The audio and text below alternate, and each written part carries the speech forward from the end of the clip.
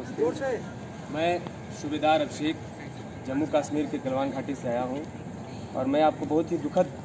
तरीके से बताना चाहता हूँ कि हमारे साथी और आपके पति मीर अब्दुल जी हम लोग के बीच नहीं रहे और वो कल आतंकवादी हमले में जो कायराना हरकत आतंकवादियों ने की उसमें वो शहीद हो चुके हैं। उनका पार्थिव शरीर बस आ रहा है।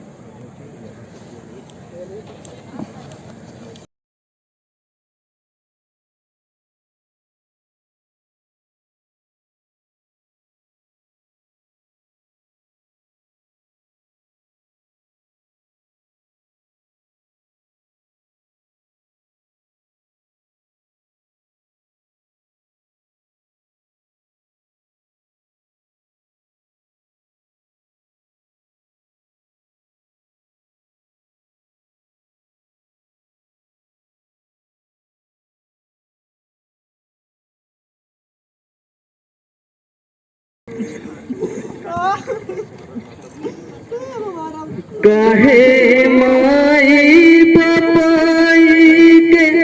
मूर्ति निहारिया जो रहे रहे भरी जाले तोहारो नयनमा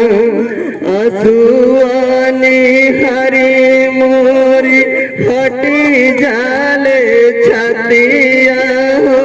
दुखावा तुझे लाना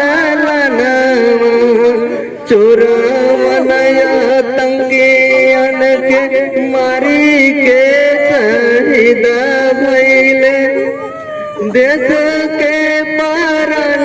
तोहर बपाई सुगन देश के पारन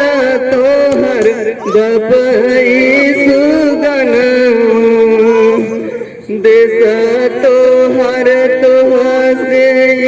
मंगेला बचनमा देश तोहर तोहसे मंगेला बचनमा गोपई तोहर सेरा बना तू बेटा सवासेर तोहरे जियत सान नहीं जाई देशवा के लहरी तिरंगा तोहर विजय समन सुन मोर बहिनी सपुतवन के ललकार गुजी चौर घूमि धरती गगन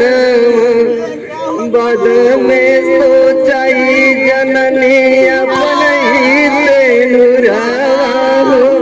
बद में सोचाई जननी अपनी तेनुरावा पहले सोचाई बस देशवा धर्म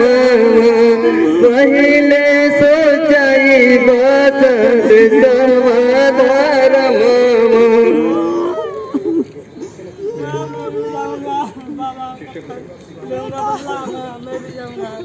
मैं जाऊंगा पापा का बदला लूंगा बेटा हम लोग के बीच कोई रहा नहीं मैं जाऊंगा पापा का बदला लूंगा ये कैसे हो गया। अभी आप लोगों ने देखा कि हमारे देश का जवान जब शहीद होता है और जब घर को आता है तो कैसा हृदय विदारक जो वहाँ की स्थिति होती है और आए दिन हमारे देश का जवान कहीं न कहीं हमारी रक्षा करते हुए शहीद हो जाता है। यही छोटी सी झांकी आप लोगों ने भी देखी और हमारे देश के जवानों के लिए ये विनम्र श्रद्धांजलि थी क्योंकि हम अपने घरों में चैन से सोते हैं तो इन्हीं की वजह से उनके लिए एक बार जोर से भारत माता की भारत माता की भारत माता की